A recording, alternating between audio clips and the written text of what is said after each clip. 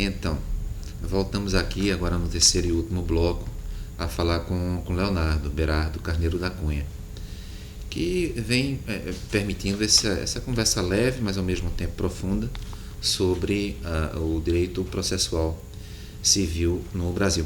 E a gente terminou o bloco anterior dizendo que, na verdade, o Poder Judiciário ele lida com processos e com gente. E gente é mais importante do que processo. Mais ou menos assim. Se você tem um equipamento médico, que bom ter o equipamento médico, mas também é necessário ter a preocupação sobre como se está empregando esse equipamento. O código pode ter as suas virtudes, os seus defeitos, como tudo na vida, não é? Mas é preciso também considerar os sujeitos processuais. O que você pensaria a respeito de nós começarmos a tratar dentro das universidades sobre os critérios de escolha das autoridades judiciais, dos membros do Ministério Público? Porque, ao que me parece, Leonardo, eu fui procurador do Estado de Pernambuco, fui procurador do município e do Estado de Pernambuco e federal. E quando eu digo que eu fui procurador do Estado, eu sinto uma certa confusão nas pessoas. Trabalhou no Ministério Público do Estado, não é? Você também sente isso, essa confusão? Sinto demais. Até na época em que Geraldo Brindeiro era o Procurador-Geral da República, estava com os holofotes sobre ele. Muita gente dizia, o seu chefe, Geraldo Brindeiro. Rapaz, eu não sou do Ministério Público. Então é uma confusão, talvez pelo excesso, né, de diversidade de cargos, com atribuições diferentes, né? E muitos com nomes parecidos, né? Procurador de Justiça, Procurador da República, Procurador do Estado, Procurador Federal, né? Então, sobretudo as pessoas que não têm formação jurídica se confundem muito, se atrapalham, não sabem, não conseguem entender, né, que um Procurador do Estado é um advogado que representa uma pessoa jurídica, e o Estado é uma pessoa jurídica. Então muita gente nem essa noção tem. Existe realmente essa confusão, essa dificuldade, que é uma dificuldade que, como eu disse, decorre da diversidade de atribuições para órgãos diferentes no Brasil. Veja que nós temos, não só nesse âmbito, mas também no âmbito da Justiça, como Justiça Federal, Justiça Estadual, Justiça do Trabalho, Justiça Militar, Justiça Eleitoral.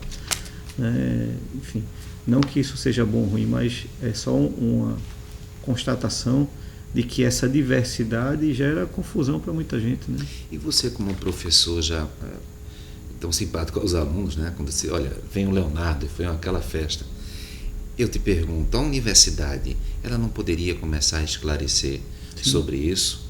Sim, não tenho dúvida. E se é uma tarefa da universidade, também eu sinto que há uma ideia de, por exemplo, só como exemplo, no Poder Judiciário, há uma ideia de imaginar que todo juiz é concursado, e todo juiz não é concursado. Não é? Por exemplo, em tribunais muito significativos, por exemplo, Tribunal Superior Eleitoral, eu acho que poucas pessoas sabem qual é a composição do Tribunal Superior Eleitoral, não é?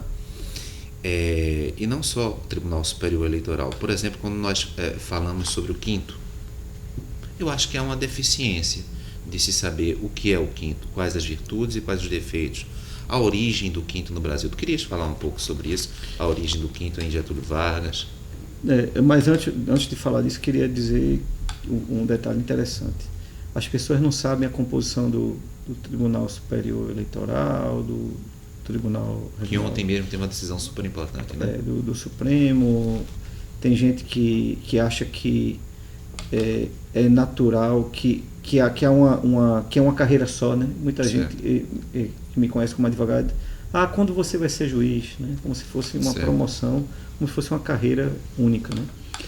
E dentro disso, só esse parênteses, note bem, porque pela nossa Constituição atual, evidentemente que não há nenhuma hierarquia entre a magistratura, os advogados e o membro do Ministério Público, mas o quinto faz com que o membro do Ministério Público venha participar de um tribunal regional federal, de um tribunal de justiça, e não há o inverso. Então essa ausência de mão dupla, o membro do Ministério Público tornando-se juiz do tribunal, pelo quinto, mas não há o inverso, ou seja, o juiz não se torna membro do Ministério Público, digamos, regional. O que você acha, essa ausência de mão dupla? Não dá a entender que haveria uma hierarquia que é inexistente? Não sei se passa por aí, mas ainda tentando responder a primeira questão, veja que saber a composição dos tribunais e como funciona isso, isso não é acessível nos países. Em todos os países, as pessoas do senso comum, as pessoas normais, não sabem isso. Eu acho que o Brasil ele tem se ampliado democraticamente bastante para esse acesso de informação. Qual é o país que as pessoas sabem o nome dos membros do Supremo? O Brasil hoje sabe, por causa do processo Mensalão e sobretudo Mensalão, que foi televisionado tudo. As pessoas comentam, não, tem o Lewandowski, certo. Tem o Dias Toffoli, tem o Joaquim Barbosa, que saiu, mas as pessoas conheceram. Então eu vejo essa amplitude cognitiva no Brasil que não é muito visível em outros países. A TV Justiça, você acha? A TV Justiça ampliou isso. Os julgamentos das Cortes Constitucionais Europeias são secretos, né? As pessoas não podem entrar para assistir. Então, se eu perguntasse, digamos, se você perguntasse dentro de uma sala de aula, olha, o Superior Tribunal de Justiça, que é um tribunal importantíssimo, aliás, quando a gente fala em estabilização da jurisprudência, tem no Superior Tribunal de Justiça um ícone, possui no mínimo 33 ministros. Semana que vem estão sendo elaboradas listas para mais 2 ministros do STJ. Você acha que alguém na universidade sabe disso? Acho que não. Ou tem interesse nisso? Não. E o tribunal é super importante para o novo código. Verdade. Então, você acha que a gente poderia, de alguma maneira, em processo, em direito constitucional, reverter? Porque me chama muito a atenção a gente prestigiar a jurisprudência do STJ, o que eu acho razoável, bastante razoável, mas, ao mesmo tempo, não dá quase a mínima atenção para a escolha dos membros que compõem um tribunal tão importante. Semana que vem tem formação de listas. Essa é uma discussão antiga, né? Já houve muita tinta gasta sobre isso. E, geralmente é a relação que se faz entre democracia ou legitimidade de poder, né, e a atuação dos membros do Poder Judiciário. Porque é o único membro de poder que não é eleito, né? E veja que uma lei aprovada pelo Congresso Nacional, 500 e tantos deputados, mais 80 e tantos senadores, ainda passou pela sanção presidencial, ou seja, houve toda uma análise, e às vezes um ministro, numa liminar, suspende tudo. Uma proposta de emenda constitucional. Emenda constitucional. Nós temos emenda constitucional há mais de 2 anos, suspensa por um ministro em plantão. Pois é. Então, muita gente questiona isso. Eu acho que a legitimidade aí não está na escolha, está na fundamentação da decisão. Eu acho que a fundamentação da decisão, cada vez mais, ela tem que ser reforçada, é importante, porque o controle e a legitimidade é alcançado lá. Porque eu pergunto e aí veja, há vários modelos de escolha. Né? Mas dentro ainda disso, também do precedente. Então, fiquemos com o STJ. Então, não é incomum um desembargador estadual trabalhar com uma matéria, digamos, direito civil, e de repente surgir uma vaga, como está agora na 5ª turma, que é de direito penal. Sim. E aí uma pessoa que passou a vida inteira, 40, 50, 60 anos, julgando matérias de direito civil, vai ao Superior Tribunal de Justiça julgar matérias de direito penal. É muito impactante, me parece, tipo uma pessoa que sempre trabalhou com dermatologia vai fazer uma cirurgia cardíaca. Então, como é que a gente pode trabalhar com um sistema de estabilização de jurisprudência, de precedente, se nós temos processo é menos importante do que gente? Se nós temos esse sistema, ou seja, uma pessoa passa a vida inteira trabalhando em civil, ou então trabalhando em direito do trabalho, lidando com o direito do trabalho, vai julgar matéria constitucional no Supremo. Esse é um problema, né? No STJ maior porque há diversidade de matérias de competência, né? O Supremo, como é competência única, passa menos por esse problema. Mas isso me faz confirmar algo que eu venho dizendo há algum tempo. O importante do profissional de direito é a formação humanística, né? Então, o sujeito não deve só estudar e se aperfeiçoar no assunto jurídico. Ele deve ter formação também não jurídica. Deve ter uma boa leitura de romance, de poesia, de filosofia, teoria geral do direito. Isso facilita a readaptação dele para o estudo de outros assuntos com os quais ele não estava acostumado. Então, a sensibilidade do julgador é reforçada com o humanismo, né, com a sensibilidade, com a preocupação com a dignidade, preocupação com pessoas, como você bem está falando aí. Eu acho que isso ajuda bastante, né? Ter uma jurisprudência já firmada por aquele assunto é mais um ingrediente que vai ajudar ele a se adaptar melhor àquela área com a qual ele não vinha trabalhando, mas termina sendo um problema não só do STJ, mas de todos os tribunais, né? Todos os tribunais que têm especialização, que têm turmas ou órgãos especializados, passam por isso. Então, já aconteceu juízes que passaram 20 anos conduzindo o júri, ser promovido ao tribunal e a vaga que tem é para uma Câmara Civil. Certo. Né? Juízes que passaram o tempo todo em varas de fazenda pública, chega no tribunal, vai para uma vara criminal, ou para uma Câmara Criminal, ou para uma Câmara Civil. Então, o problema da especialização. Né? Que é um problema atual muito que forte. A especialização gera um sujeito que sabe tudo e nada ao mesmo tempo. Certo. Ele sabe tudo daquele assunto, perfeito, não sabe mais nada do resto. Por isso que é importante, eu tenho dito isso já há algum tempo, não se desligar da formação geral, da teoria geral do direito, da filosofia, né, da formação humanística, porque ajuda nessas readaptações sucessivas. Né? Modulação de efeitos. Então, atualmente existe a modulação de efeitos no Supremo Tribunal Federal. Ou seja, o Supremo diz que algo é inconstitucional, mas mesmo inconstitucional vai produzir efeitos e só deixa de produzir efeitos a partir de uma determinada data.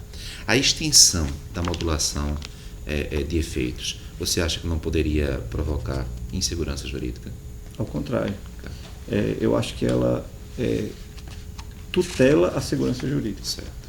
Porque nós precisamos pensar que a segurança jurídica ela não é só a manutenção do status quo, mas também e sobretudo previsibilidade.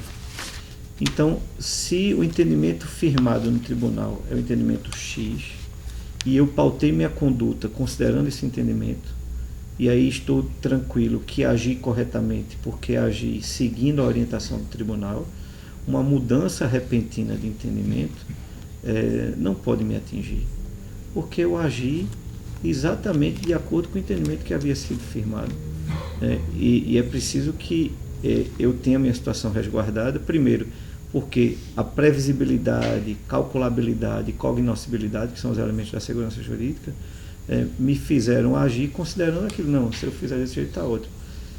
E também, não só essa previsibilidade, calculabilidade, mas também a manutenção do status quo, ou seja, os dois vieses da segurança jurídica.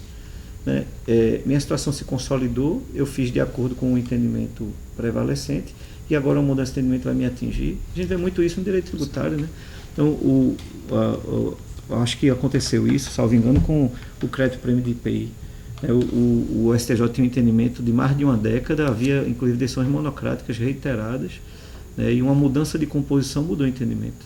E aí imagine, né, várias empresas que seguiam aquela orientação e se creditavam e não recolhiam, passaram de repente a ser devedoras nos últimos 5 anos. No caso, né, específico, note que a mudança de entendimento dentro do STJ ocorreu num intervalo de 3-4 meses. Pois é. Então perceba que havia um entendimento sobre a matéria, havia dissenso sobre esse entendimento, firmou-se uma conclusão e 3 meses depois mudou. Quer dizer, em 3 meses é difícil também formar uma... Não, em 3, 4 meses, até 1 ano, eu acho que está dentro do que se pode esperar. Mas o entendimento de décadas ser alterado, né? Sistema recursal, Leonardo. Esse código diz que simplificou. Eu tenho escutado de alguns juízes que não. Eu também acho que não. Eu acho que a parte no sistema recursal que são partes ruins no novo código. Primeiro porque a causa, na minha opinião, ela não deve chegar no tribunal maior do que ela era na primeira instância. E muitas regras do novo código farão com que a causa chegue para o tribunal maior do que era. E a recorribilidade das interlocutórias, para mim, é uma das coisas piores do novo código. Os 2 pontos assim, que mais me desagradam no novo código é o regramento da tutela provisória, que ganhou esse nome, né? E a parte da recorribilidade das interlocutórias. Vai gerar muito problema, porque haverá agora uma lista de decisões recorríveis, uma lista taxativa. As decisões que não integram essa lista serão impugnáveis na apelação, a exemplo do que acontece no juizado, a exemplo do que acontece no processo do trabalho. Mas o processo civil brasileiro, ele vive uma realidade que eu não sei se é compatível com essa previsão, porque veja, e essa lista, toda lista taxativa sempre vai esquecer de um problema.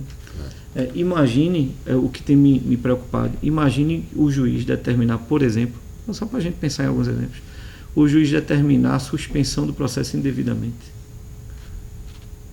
Não cabe agravo. Vou fazer o quê?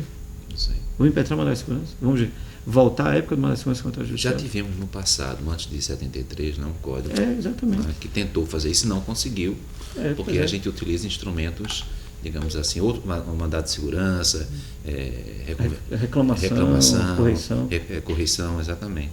E aí veja outro problema, não está na lista das decisões agraváveis a decisão do juiz que versa sobre competência. Então imagine, só para dar um exemplo, imagine um caso que chega aqui na Justiça Federal e o juiz entende que é uma questão trabalhista, manda para a Justiça do Trabalho. A parte não pode recorrer. Pelo código vai ter que recorrer no recurso. Qual é o recurso? Vai esperar a sentença trabalhista para, no recurso ordinário trabalhista, questionar isso. O TRT não pode rever a decisão do juiz federal. Como é que vai fazer? Vai esperar uma rescisória para desfazer isso? Negócio jurídico processual. Mas só para concluir, o que eu acho nisso, por outro lado, nós temos uma cultura da recorribilidade. Então, se de um lado há exemplos que vão dar problemas e criam um sistema altamente sofisticado, porque será possível, veja que curioso, será possível a interlocutória ser objeto de recurso pelo vencedor.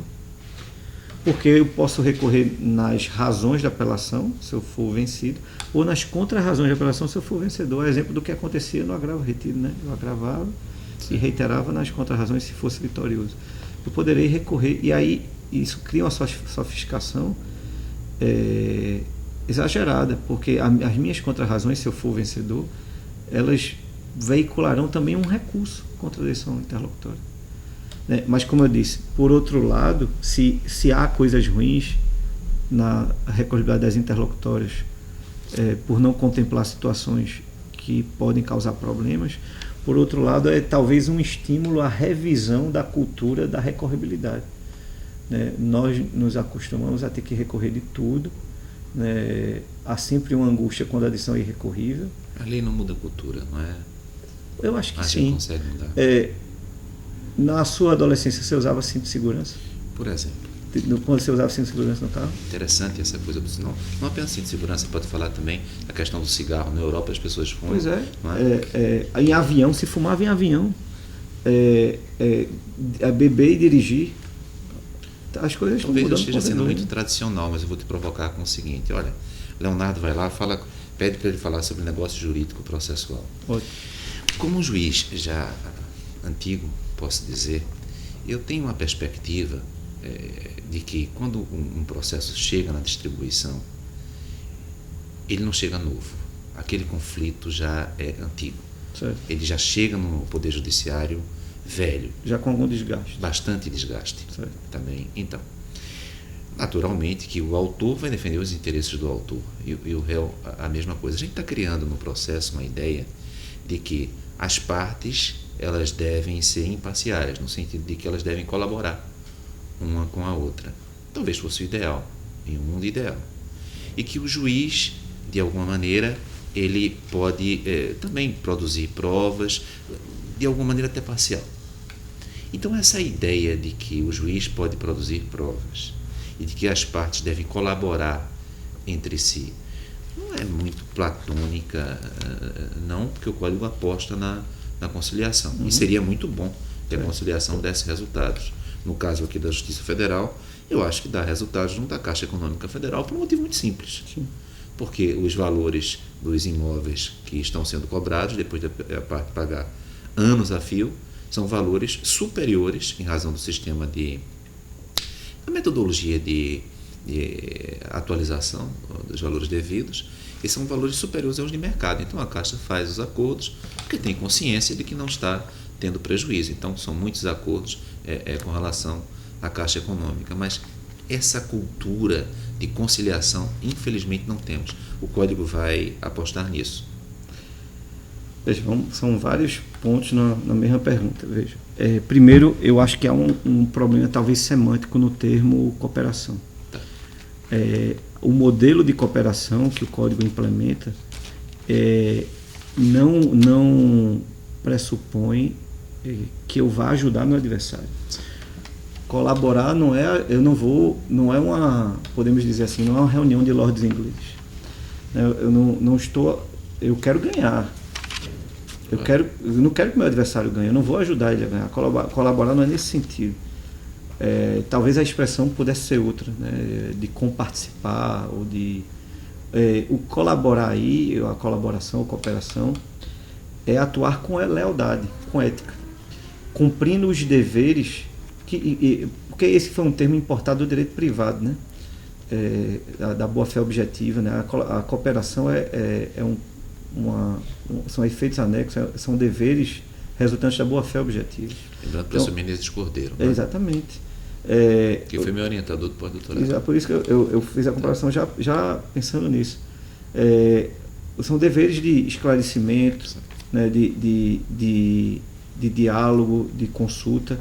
Então, imagine um juiz que manda o autor emendar a petição inicial. Intime-se o autor para emendar a petição inicial, ponto. Ele não está sendo colaborativo. Eu tenho que emendar a petição inicial para fazer o quê? O que está errado? Né? Me diga aí. A petição inicial obscura, o autor não cumpre para com o réu nem para com o juiz o dever de esclarecimento, ele não está sendo cooperativo. A boa-fé é o fundamento da cooperação, contraditório idem. Isso já existe no Código atual.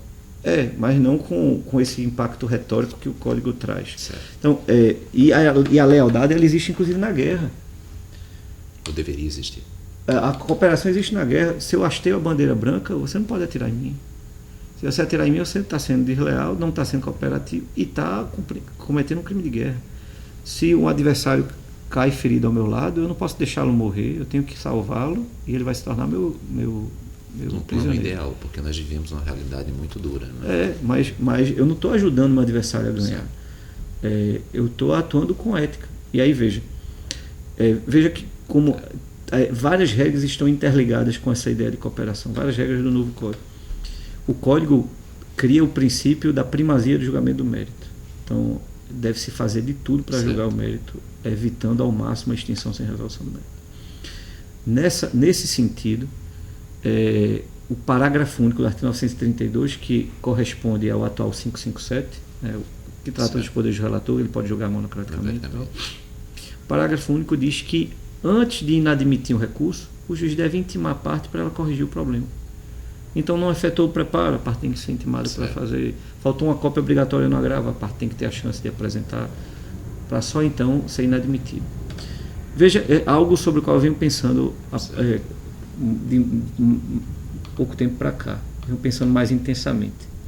Imagine que eu interponho um recurso dizendo, vem interpor apelação, ponto, sem as razões. O relator deve me intimar para apresentar? Eu penso que não, porque isso não é cooperativo. Isso ofende a boa-fé. Eu estou querendo o quê? Ganhar mais 15 dias para apelar? Então, vejo que a cooperação tem um limite, que é a boa-fé. Mas não é a boa-fé subjetiva, não é a minha intenção. É a boa-fé objetiva. Nos ajude aqui, faça essa distinção entre boa-fé subjetiva e boa-fé objetiva, de maneira bem didática. A boa-fé subjetiva, ela não é norma. Certo. Ela é um elemento de fato que serve para a incidência de normas ou para a restrição de direitos subjetivos. Por exemplo, se eu agi, invadi um imóvel, mas estava de boa-fé subjetiva, eu tinha boa intenção, porque boa-fé subjetiva é intenção. Se eu estava de boa-fé e invadi um imóvel, mas estava de boa-fé, eu tenho direito a benfeitorias. a retenção por benfeitorias, a ser indenizado pelas benfeitorias que fiz, porque eu estava de boa fé. Então é um elemento, de fato, que vai gerar a incidência de uma norma. A boa fé objetiva não interessa a minha intenção, porque ela é uma norma. Ela está preocupada com o comportamento, independentemente da intenção. Então meu comportamento foi leal e não foi contraditório. Não atende à boa fé objetiva, por exemplo, e veja que a boa fé, nesse ambiente de cooperação, boa fé objetiva deve ser cumprida por todos, parte, juiz, Ministério Público, serventuários, todos. Já a boa fé subjetiva não, ninguém vai dizer que o juiz não está com boa fé subjetiva, porque o pressuposto é que ele é imparcial. Mas a boa fé objetiva ele tem que estar, e ele pode não ter... Pode ser suspeição. Exatamente. A boa fé objetiva é um exemplo clássico de falta de boa fé objetiva pelo juiz, por exemplo. Ele indefere a produção de prova, dizendo que é desnecessário, e no final julga improcedente por falta de provas. Isso é totalmente anticooperativo e desleal, porque ao dizer que não precisa produzir a prova, ela é desnecessária, criou uma expectativa legítima nas partes de que não precisa mais provar nada. Essa expectativa é frustrada com a decisão que diz: você perdeu porque não provou. Então, e aí não interessa a intenção, o juiz podia estar até bem intencionado, a intenção não é investigada aí. O que interessa é a coerência do comportamento e a lealdade dele. Não é leal você dizer para uma pessoa: não precisa provar não, está tudo bem aqui, eu vou discutir, o que você provou já é suficiente, eu vou só estudar para ver como é que eu decido. E depois dizer: você não provou, perdeu. É totalmente desleal. Mas isso não deve ser tão comum, o juiz dizer: olha, não precisa provar. Não, é um exemplo, não estou dizendo que é comum. Mas é dentro daquela linha. Ou seja, às vezes a gente tem um mundo ideal, mas nós temos um mundo real. E por vezes nós queremos que esse mundo ideal chegue ao mundo real e ele não chega. Não é? Bom, mas... E aí veja, só para dar outro exemplo, para não ficar só no exemplo do juiz, o STJ até julgou recentemente, desconsiderou uma nulidade, porque ela foi alegada surpreendendo a parte muito tempo depois. Ele chamou de nulidade de algibeira. Isso é anticooperativo e é desleal. Eu tinha o vício ali, me calei, fiquei aguardando. Se a decisão for contrária a mim, eu vou alegar. Se não for, eu vou continuar calado. A decisão foi contrária, eu aleguei, mas tive várias chances para alegar antes. Então a STJ entendeu: a nulidade existe, mas ela não vai ser reconhecida, porque você passou esse tempo todinho sem alegar, causou expectativa legítima na outra parte de que estava tudo bem, que aquilo não seria mais nenhum problema, né, e alegou agora. Né? Então, cooperação é isso. Não é ajudar a minha parte, a outra parte a ganhar. É ser leal e contribuir para que haja um julgamento do mérito, evitando provocação de nulidades, né, evitando situações que provoquem a extinção do processo sem resolução do mérito. Isso a gente começa a ver no processo penal. Né? A Operação Lava Jato está mudando a advocacia criminal. Os juízes não toleram mais os advogados que ficam plantando nulidades ou segurando o processo para alegar prescrição. Então, Leonardo, como última pergunta em razão do nosso tempo, claro. Eu queria que você falasse um pouco da interpenetração das civilizações, porque esse código fala exatamente nisso. Bom, mas a transposição de direito estrangeiro não é fácil. Então, se você traz, digamos, da Alemanha, dos Estados Unidos, um instituto isoladamente, e dentro de uma cultura diferente como a nossa, os efeitos também podem ser bastante diferentes. E aí, você acredita que esse código importou alguns institutos exógenos ao Brasil, mas importou com essa perspectiva de que a nossa cultura é diferente, mas mesmo assim vai produzir resultados iguais? Eu queria ainda falar dos negócios processuais, mas vou tentar dizer tudo num pouco tempo. Mas indo direto a essa pergunta, há um movimento, até por conta da própria globalização e do excesso de conectividade, da facilidade de informações que nós temos, tem havido uma aproximação de todos os sistemas. Certo. Tanto que muitos dizem que há uma aproximação entre common law e civil law. Porque os sistemas são parecidos, os problemas são parecidos hoje no mundo todo, e as soluções tendem a ser parecidas também. Quem vive no common law tem inveja de quem tem lei, nas situações de direito privado, né? Porque no direito público eles têm muitas leis até. quem vive no civil law tem inveja de um modelo de precedentes que garanta a segurança. Então, a Inglaterra tem um Código de Processo Civil desde 98. Os Estados Unidos estão editando as rules procedual, né, enfim, estão também editando as normas processuais. Então, tem havido uma aproximação e isso terminou sendo inevitável, por toda a fenomenologia e metodologia jurídica, nós trazermos algumas dessas regras, mas precisamos adaptar a nossa realidade, inclusive na linguagem.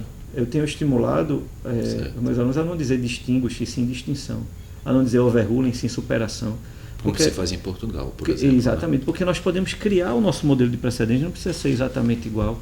Eu não preciso dizer, não, aqui está errado porque nos Estados Unidos ou na Inglaterra é desse jeito, e aqui não é. Por que aqui está errado? Certo. Por que não pode adaptar a nossa realidade? Claro. E eu acho que o código tenta fazer essa adaptação. Mas sobre os negócios, vejam que rigorosamente os negócios, não sei quanto tempo tem ainda, mas os negócios rigorosamente não são novidades. Eu queria dar um exemplo de um negócio que é atípico, que se faz diariamente, né? Quando se tem audiência de instrução e julgamento em todas as justiças no Brasil. Terminada a audiência de instrução e julgamento, chega o momento das razões finais, né? E a regra é que elas sejam feitas oralmente. O código diz que é possível elas serem feitas por escrito, em forma de memoriais, no prazo comum de 10 dias. Os advogados costumam dizer, prazo comum de 10 dias, a gente não consegue tirar os autos. Permita 10 dias para um, 10 dias para o outro. Aí o outro ainda diz, mas eu vou apresentar antes, ele vai ver minha manifestação. Então fica 10 dias para um, 10 dias para o outro, e a gente fixa uma data para ambos depositarem as razões. Com o processo eletrônico isso começa, já que tem um acesso direto na tela, né? Pode mudar, né? Pois é, mas isso acontece no processo em autos de papel, acontece com frequência. O que é isso? Um negócio processual. Ambos advogados, junto com o juiz, mudaram o prazo que era comum, virou ser sucessivo, fixando uma data para apresentação da manifestação. Cláusula de eleição de foro, suspensão do processo por convenção das partes, suspensão da audiência por convenção das partes, liquidação por arbitramento por convenção das partes, é uma das hipóteses de liquidação por arbitramento. Então nós sempre tivemos negócios processuais. A novidade do código é ampliar, criar novos negócios, as partes poderem escolher o perito, que rigorosamente não é novidade, existia no Código de 39 isso. O calendário processual, acho que é um belo negócio típico, pode dar muito certo. O juiz, junto com as partes, calendariza todo o processo. A audiência vai ser no dia tal, a defesa no dia qual, a perícia no dia X, a audiência de instrução no dia Y. E o cartório não precisa mais se preocupar com aquele processo, nem sair mandando intimações, publicações. Todo mundo já anotou nas suas agendas, está tudo calendarizado. Isso para os atos probatórios é sensacional. Para a implementação de políticas públicas, seria uma maravilha.